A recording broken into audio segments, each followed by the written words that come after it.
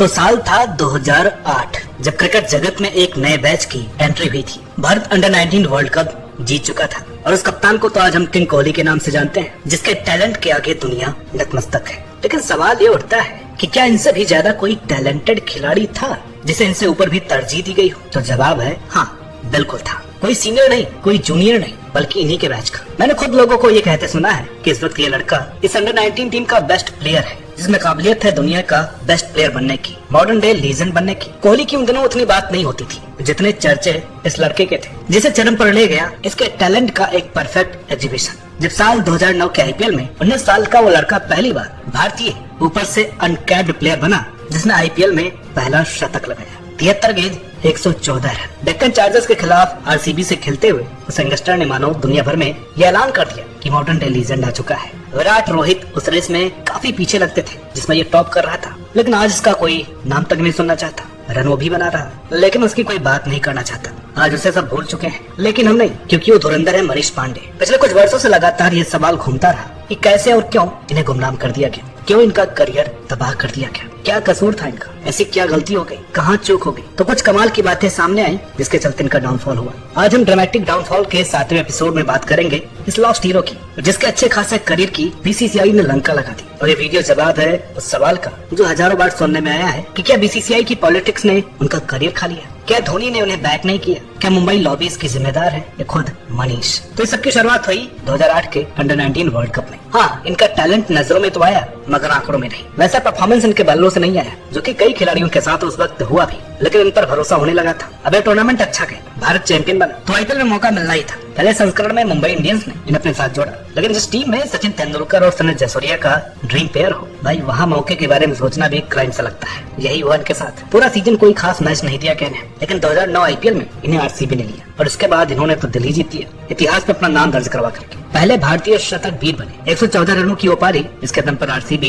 Playoff में qualify कर गई और ओपारी एवरग्रीन बन गई। क्रिकेट के गलियारों में अक्सर मनीष पांडे ही छाए हुए थे और कोई नाम तो था ही नहीं। और इसी वर्ष रणजी ट्रॉफी में वो टॉप स्कोरर भी बने। 2009-10 का वो सीजन भाई ने 4 शतक और 5 अर्धशतक जड़ 882 रन बना दी, वो भी 63 की औसत से। पूरे टूर्नामेंट के जलवे एक तरफ, लेकिन जो उन्होंने फाइनल में एफर्ट किया वो एक तरफ। पहले तो वो कैच ऑफ द सेंचुरी, भाई मैं फेंक नहीं रहा, आज भी चेक कर लेना और हमें गाली देने से पहले वो कैच देख लेना, फिर बताना कि कहीं ऐसा कैच और देखा है क्या। बाउंड्री पर full stretch drive, horizontal catch, वो भी एक हाथ से। अभिषेक नायर हक के बक्के रह गए कि भाई इतना जबरदस्त कैच कैसे हो गया। इस कैच के चक्कर में मनीष की कलाई टूट गई। इसके बावजूद दूसरी पारी में बैटिंग की, 144 रन बनाए। कर्नाटक लगभग चेज कर ही चुका था, केवल 6 रनों का फासला। अब मुंबई चाहे चैंपियन बना, मैच 19 साल की उम्र में मनीष कर्नाटक के हीरो बन चुके थे। वो बंदा बुलंदियों पर पहुंच चुका था। जरा सोचिए, क्या उस वक्त ये लड़का भारतीय कैप डिजर्व नहीं करता था? मैं नहीं कह रहा कि तीनों फॉर्मेट में खिलाओ, लेकिन कम से कम T20 में तो खिलाना चाहिए था। वो भी उस समय जब आपको 2 back to back T20 world cup खेले थे, लेकिन नहीं, क्योंकि ये सारा एग्रेशन इनके बल्ले का था। जुबान से बड़े ही शांत और सभ्य थे, न कोई स्लेजिंग,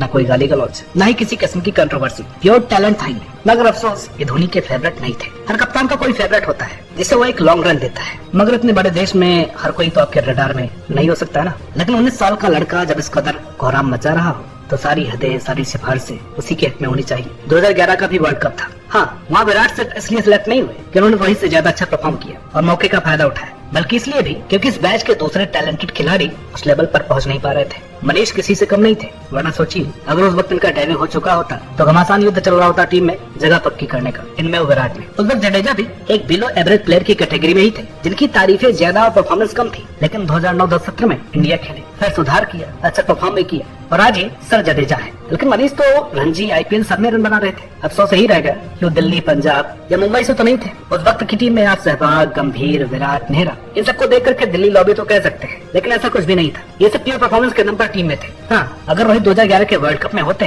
तो आप मुंबई लॉबी कह सकते थे, लेकिन ऐसा भी नहीं हुआ। तो इसका मतलब साफ है कि ना तो लक मनीष के साथ था, ना ही वो फेवरेटिज्म। जिस क्षेत्र से वो आते हैं उसकी सराहना लोग वैसे ही करना भूल जाते हैं। तो जिस चीज का डर था वही होने लगा, पीक ईयर्स वेस्ट होने लगे। लेकिन मुझे हैरानी इस चीज की होती है कि चलो 2011 तो मान लिया, आपको वर्ल्ड कप जीतना था, उसकी तैयारी में टीम फिक्स थी, ठीक है, आप वर्ल्ड कप जीत गए, लेकिन उसके बाद 2012 का T20 वर्ल्ड कप भी तो था। वहाँ भी तो जरूरत थी ना अपने को। एक स्टेज पर आकर आपने इरफान पठान से ओपनिंग करा दी, क्या था मनीष पांडे की जगह नहीं बनती थी? चलो मान लिया नहीं, पर 2014 T20 वर्ल्ड कप अब तो गंभीर सहवाग भी नहीं थे, सारे ही यंगस्टर्स थे, तो क्या मिडिल ऑर्डर में भी मौका नहीं दे सकते थे? भाई ने तो फिर आईपीएल में भी तबाही मचाई। 94 रनों की ओपारी केकेआर को चैंपियन बना गई। अकेले अपने दम पर पांडे ने उस वक्त मैच का रुख पलट दिया, मगर मौका कब मिला? इतने वर्ष की मेहनत घिस घिस करके बारी आई 2015 में एक सस्ती सी सीरीज में जिम्बाब्वे के खिलाफ, और डेब्यू अच्छा था। जब भारत 82 पर 4 था तो पांडे जी ने 72 रन की पारी खेली, केदार के साथ 144 रन जोड़े, मगर ऐसा नहीं कि इतना लेट मौका मिला तो फ्लॉप हो गए। इन्होंने 2016 में ऑस्ट्रेलिया टूर पर अपना दमखम दिखाया। भारत सीरीज के पहले 4 मैच हार चुका था,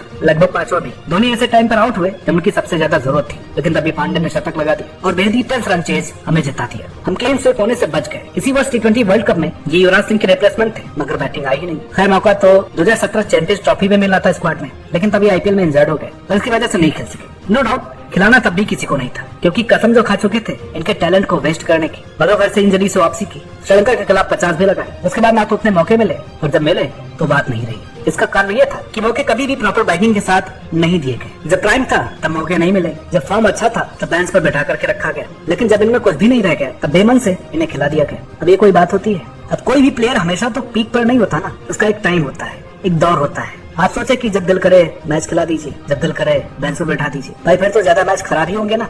2018 में सिर्फ 1 मैच खिलाया, 2020 में मैच 3, 2021 में श्रीलंका दौरे पर भी कोविड की मजबूरी में श्रीलंका भेज दिया। वहाँ इनके बल्ले से भी रन नहीं निकले। यहाँ गलती मनीष की भी मानी, भाई ने परफॉर्म नहीं किया। लेकिन जब आदमी को पता हो कि मैं हैंडल भी कर लूं या कुछ न करूं, मुझे खिलाना तो वैसे भी नहीं है, इस सीरीज के बाद वैसे भी मुझे कोई नहीं पूछेगा, भाई फिर रन बनाने की मोटिवेशन भी खत्म हो जाती है। ऊपर से आईपीएल में भी ये 2-3 साल बेहद खराब रहे। या तो रन नहीं बने, या रन बने तो स्ट्राइक रेट अच्छा नहीं था, जिस पर सब इनके खून के प्यासे हो गए। अब स्ट्राइक रेट के मामले में तो कई जाने माने खिलाड़ी भी तो कुछ नहीं कर पाए। मैं उनका नाम नहीं लेना चाहूंगा, मगर निशाने पर यही रहे। इस बार भी जब आईपीएल ऑप्शन हुआ तो किसी ने इनमें दिलचस्पी नहीं दिखाई, लेकिन फिर मजबूरी में केकेआर ने इन्हें बेस्ट प्राइस में ले लिया। अब आप सोच रहे होंगे ये बिल्कुल खत्म हो गए होंगे, अब इनसे बातों पर बात करके क्या फायदा? तो अगर आपके मन में भी ये ख्याल आ रहा है तो एक बार 2023-24 यानी अभी के रणजी सत्र में इनका परफॉर्मेंस देख लीजिए। जितने भी मैच खेले सब में रन बनाए, कर्नाटक की रीढ़ की हड्डी बनकर के खेले, खूब रन बनाए, लेकिन जिसके पीक पर ही बीसीसीआई उसका ना हो सका, कप्तान कोच की बैकिंग नहीं मिल सकी, उसे अपने यंग दिनों में नहीं खिलाया गया, तो भला अब उन्हें कौन पूछने वाला है? अब कोई इनका नाम लेना भी पसंद नहीं करता। ये चीज चुभती है, दिल तोड़ती है। सच कह रहा हूँ, जितना टैलेंट था इनके अंदर